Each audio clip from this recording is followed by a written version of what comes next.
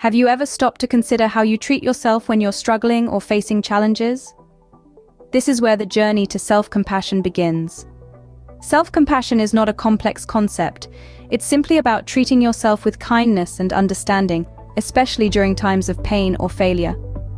Just as we extend compassion to our friends when they stumble, we need to extend the same courtesy to ourselves.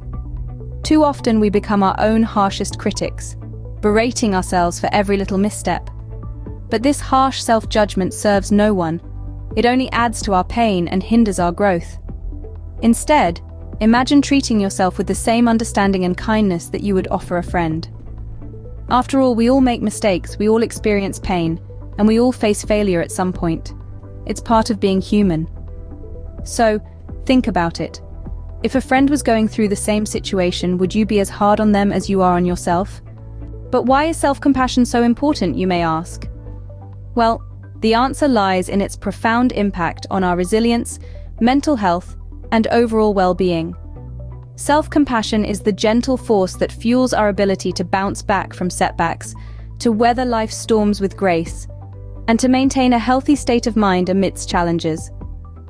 But let's clear a common misconception. Self-compassion is not about self-pity or self-indulgence. It's not about wallowing in our problems or giving ourselves a free pass to make poor choices. Rather, it's about recognizing our imperfections, accepting them, and treating ourselves with kindness despite them. Self-compassion allows us to look at our flaws not as barriers, but as opportunities for growth. It nudges us to be patient with ourselves, to forgive our missteps, and to see past our shortcomings. With self-compassion, we can turn our mistakes into learning experiences, and our failures into stepping stones for growth.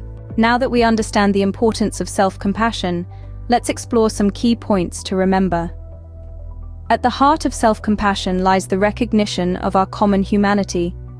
This means understanding that we are not alone in our struggles, that every one of us experiences pain, failure, and hardship. It's a universal part of the human experience. When we remember this, we can connect with others on a deeper level, and importantly, we can extend the same kindness to ourselves that we would to a friend going through a similar situation. Next, let's talk about mindfulness.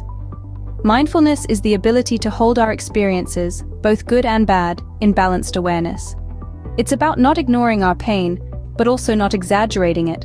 It's about allowing ourselves to feel our emotions without becoming overwhelmed by them.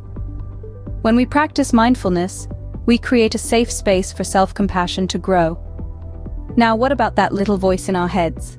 You know, the one that's often our own harshest critic. Well, self-compassion involves responding to that negative self-talk with a kinder, gentler inner voice. Instead of beating ourselves up for our mistakes, we can learn to speak to ourselves with understanding and encouragement. So how can we cultivate self-compassion? It starts with practicing self-kindness. This means actively comforting ourselves, like we would a friend, and showing patience and gentleness when we stumble. It also involves understanding, recognizing that it's okay to be imperfect, that we're all works in progress. And finally, it requires acceptance. Acceptance of our flaws, our mistakes, our humanity. It's about saying, yes, I messed up, but that's okay. I'm still worthy of kindness. Remember, self-compassion isn't about ignoring our faults. It's about acknowledging them and choosing to treat ourselves with kindness anyway.